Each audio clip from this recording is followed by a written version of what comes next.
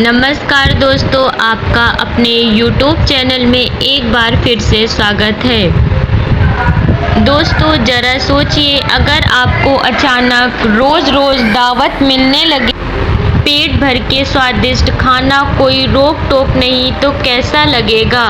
अब सोचिए, इस मज़े के बीच आपका कोई दोस्त आपको चेतावनी दे, ज़्यादा मत करो वरना मुसीबत आ जाएगी। आप मानेंगे या कहेंगे तुम क्या जानते हो, मुझे पता है मैं क्या कर रहा हूँ। आज की कहानी कुछ ऐसी ही है, एक भूखे थके और बेचारे गधे की, जिसे एक दिन अचानक मिला एक चालाक गीदड़। गीदड़ ने उसे रास्ता दिखाया भरपेट खाने का, और कुछ ही दिनों में गधा कमज़ोर से ताकतवर बन गया।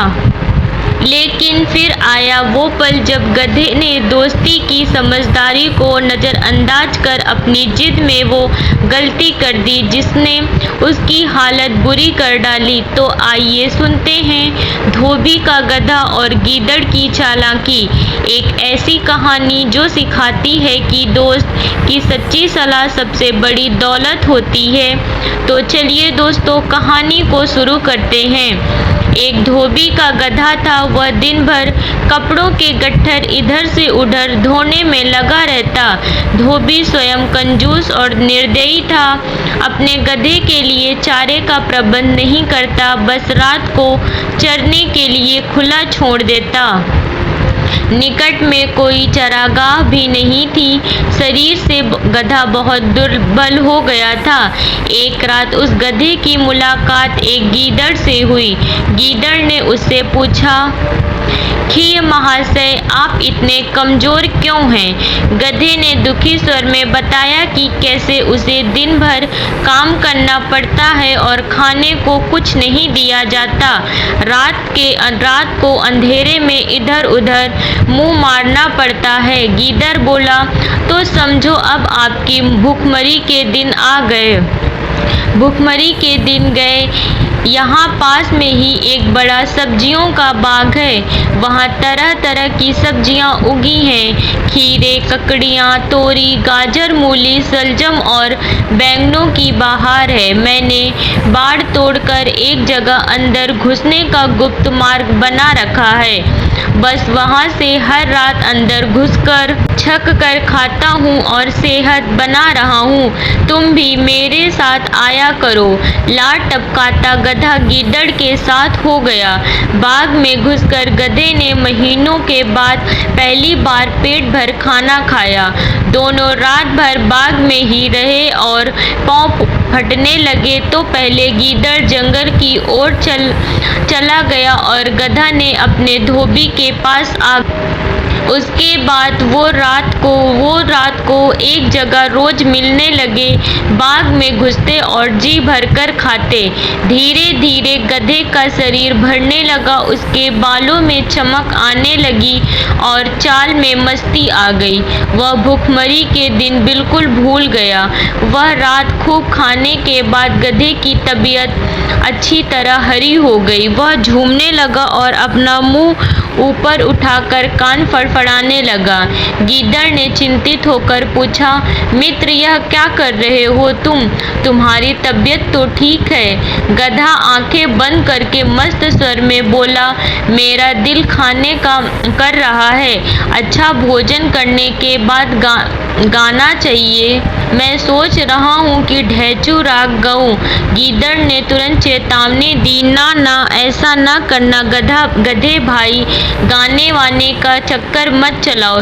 यह मत भूलो कि हम दोनों यहाँ चोरी कर रहे हैं। मुसीबत को न्योता मत दो। गधे ने टेढ़ी नज़र से गीदड़ को देखा और बोला, गीदड़ भाई, तुम जंगली के जंगली रहोगे। संगत के बारे में तुम क्या जानो? गीदड़ ने हाथ जोड़े, मैं संगीत के बारे में कुछ नहीं जानता, केवल अपनी जान बचाना जानता हूँ। तुम अपना बेसुरा राग अलापने की जिद छोड़ो, उसी में हम दोनों की भलाई है। गधे ने गीदड़ की बात का बुरा मानकर हवा में दुलत्ती चलाई और शिकायत करने लगा, तुम मेरे राग को बेसुरा कहकर मेरी बेइज्जती की है। हम गधे शुद्ध शास्त्रीय लय में रेंगते हैं। वह मूर्खों की समझ में नहीं आ सकता है। गीदड़ बोला, अरे गधे भाई, मैं मूर्ख जंगली सही, पर एक मित्र के नाते मेरी सलाह मानो। अपना मुंह मत खोलो, बाघ के चौकीदार जाग जाएंगे। गधा हंसा और गीदड़ से बोला, अरे मूर्ख गीदड़, मेरा राग सुनकर बाघ के चौकीदार तो क्या, बाघ का मालिक भी फूलों का हार लेकर आएगा और मेरे गले में डालेगा। गीदड़ ने चतुराई से काम लिया और हाथ जोड़कर बोला, गधे भाई, मुझे अपनी गलती का एहसास हो गया है। तुम महान गायक हो, मैं मूर्ख गीदड़ भी तुम्हारे गले में डालने के लिए फूलों की माला लाना चाहता हूँ। मेरे जाने के 10 मिनट बाद ही तुम गाना शुरू करना, ताकि मैं गायन समाप्त होने तक फूल मालाएं लेकर लौट सकूं। गधे ने गर्व से सहमति में सिर हिलाया। गीदड़ वहां से सीधा जंगल की ओर भागा। गधे ने उसके जाने के कुछ समय बाद मस्त होकर रेंगना शुरू किया।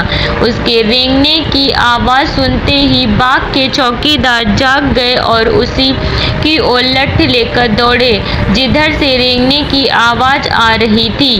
वहां पहुंचते ही गधे को देखकर चौकीदार बोला, यही है वह दुष्ट गधा जो हमारा बगीचा चर रहा था। बस सारे चौकीदार डंडे के साथ गधे पर पिल पड़े। कुछ ही देर में गधा पिट पिट कर अधमरा गिर पड़ा। साथियों, अपने शुभचिंतकों और हितैषियों की नेक सलाह न मानने का परिणाम हमेशा बुरा होता है। दोस्तों, आपको इस कहानी से क्या सीखने को मिल रहा है, कमेंट में लिखकर ज़रूर बताइएगा। और यदि आप हमारे चैनल को में नए हैं तो आप हमारे चैनल को सब्सक्राइब कर लीजिएगा, तो आने वाली ऐसी ही प्रेरणादायक कहानी सबसे पहले आपको मिल सके। धन्यवाद।